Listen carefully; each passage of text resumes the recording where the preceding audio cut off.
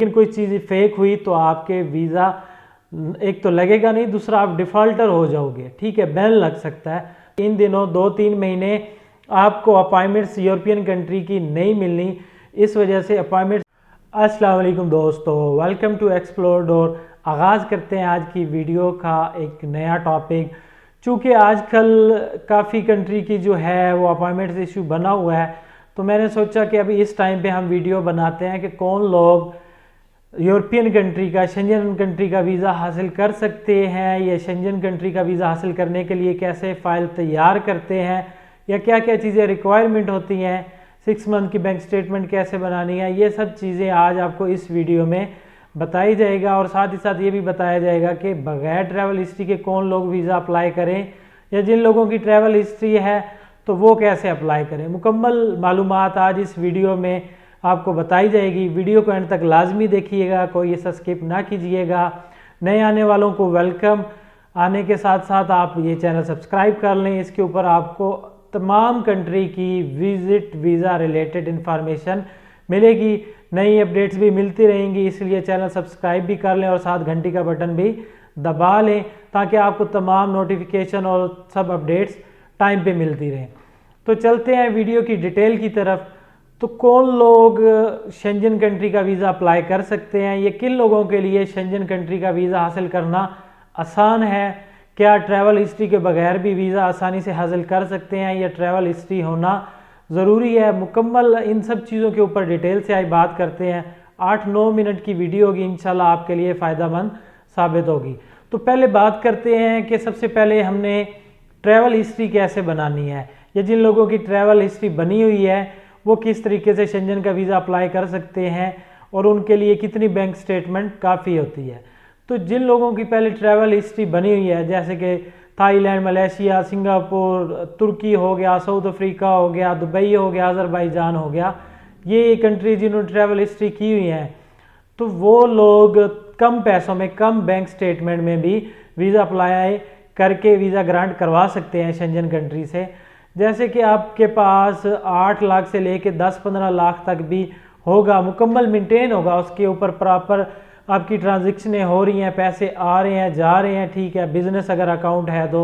अगर आप जॉब करते हैं और इन कंट्री की ऑलरेडी आपने ट्रैवल हिस्ट्री बनाई हुई है, तो आपके लिए भी 8 से 10 लाख रुपया हो तो आपका वीज़ा लग सकता है शेंजन का। बाकायदा आपकी सारी चीज़ें जेन्युइन हो, एनओसी लेटर वगैरह बना हो, ठीक है, प्रॉपर ट्रांजेक्शनें आपकी होती हो, आपकी सैलरी स्लिप भी प्रॉपर आपके अकाउंट में आ रही हैं, सैलरी स्लिप आप साल लगाएंगे तो आप लोग वीज़ा ग्रांट करवा सकते हैं। लेकिन जो बिज़नेस कर रहे हैं, अभी आप कहें कि जी मैंने 5-6 कंट्री की ट्रैवल हिस्ट्री की हुई है और अभी मैं एकदम से अकाउंट में 5-7 लाख रुपया रख दूंगा, 10 लाख दूंगा, या 30-40 भी रख दूंगा, क्योंकि ऐसे लोगों की मुझे कॉलें आती रहती हैं, वो बोलते हैं जी मैंने 40 लाख रख लिए, 2 महीने पहले रखे, 3 महीने पहले रखे।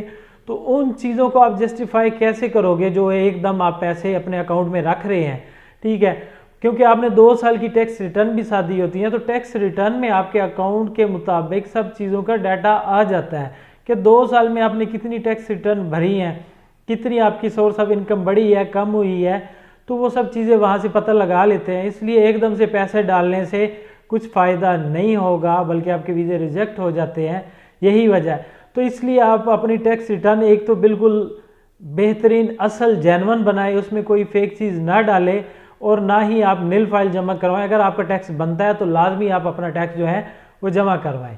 अच्छा जी, तो ये हो गया ट्रैवल हिस्ट्री वालों की।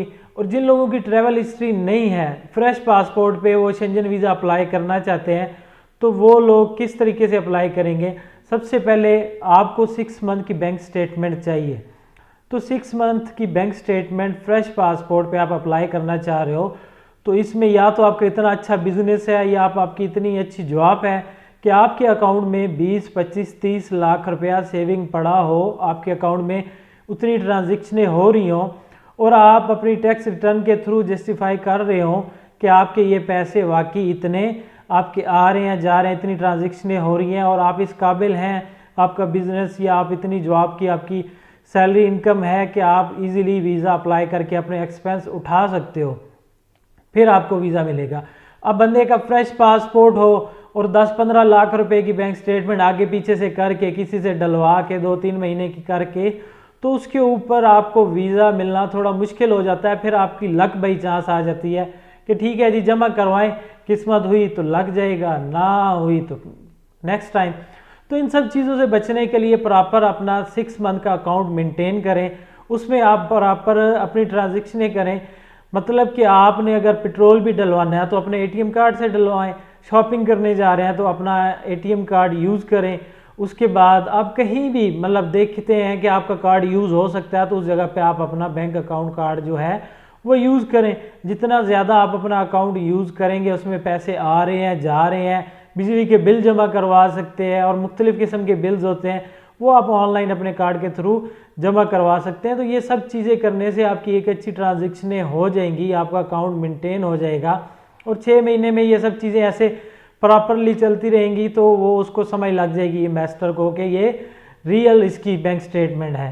ठीक है, उसके साथ आगे आपकी टैक्स रिटर्न, तो आप इस हिसाब से जितनी आपकी मतलब आपको टैक्स पड़ता है 4-4.5 लाख की इनकम से ऊपर जब आप जाते हैं तब आपको टैक्स पड़ता है। और अगर आपका टैक्स बन रहा है लीगली तो आप वो टैक्स पे करें। 2, 4, 5, 10, 15, 20 हज़ार टैक्स अदा करने से ना तो आपको कोई प्रॉब्लम आएगी बल्कि आप एक अच्छे जिम्मेदार शहरी होने के साथ साथ दूसरी दुनिया की कंट्रीज़ के इन्वेस्टर के सामने एक महज़ब लोगों की कैटेगरी में, मिच्योर लोगों की कैटेगरी में शामिल हो जाएंगे कि ये टैक्स पेयर है, अपनी कंट्री को भी टैक्स दे रहा है, इसकी सब फाइल ठीक है।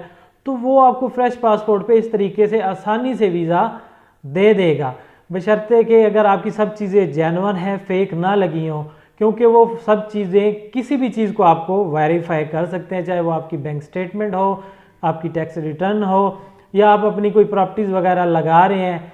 तो यानी कि फ्रेश पासपोर्ट पे अगर आपके नाम कोई गाड़ी है, घर है, कोई प्लाट्स हैं आपके नाम है तो उनकी ट्रांसलेशन करवा के आप लगाएंगे तो वो सब चीज़ें आपको बेनिफिट देंगी। लेकिन उन चीज़ों में अगर किसी चीज़ पे भी उनको अगर डाउट हुआ तो वो आपको चेक कर सकते हैं, वेरीफाई करेंगे और वेरीफाई कर लिया और अगर उसमें आप ठीक हुए तो यानी कि आपके वीज़ा लगने के और ज़्यादा चांसेस हो जाएंगे।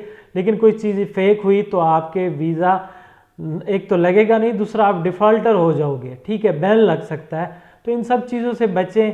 इस तरीके से आप, चाहे वो आपकी ट्रैवल हिस्ट्री है या बगैर ट्रैवल हिस्ट्री वाले लोग, इस तरीके से अपनी फ़ाइल प्रॉपर चीज़ें मेंटेन कर लें। क्योंकि अभी इन दिनों 2-3 महीने आपको अपॉइंटमेंट्स यूरोपियन कंट्री की नहीं मिलनी, इस वजह से अपॉइंटमेंट्स ना मिलने की वजह आपको पता है वो न्यू ईयर क्या है, वो सब लोग अपनी छुट्टियों पे गए हुए हैं। तो इस टाइम का फ़ायदा उठाएं और इस टाइम में आप अपनी फ़ाइलें ठीक कर लें, अपनी प्रॉपर ट्रांजेक्शनें कर लें, अपनी सारी चीज़ें मेंटेन कर लें ताकि जब जनवरी फरवरी में आपकी अपॉइंटमेंट्स ओपन होंगी तो आपकी एक अच्छी फ़ाइल होगी और उसके ऊपर आपको वीज़ा लगने के चांसेस ज़्यादा हो जाएंगे। मज़ीद अगर आपको मेरी किसी किस्म की हेल्प चाहिए हो तो आप मेरे साथ डायरेक्ट व्हाट्सएप पे या कॉल कर सकते हैं, आप मुझे मेल कर सकते हैं। मेरी वो वीडियोज़ अच्छी लगी हों तो लाइक शेयर ज़रूर कीजिएगा। Thank you.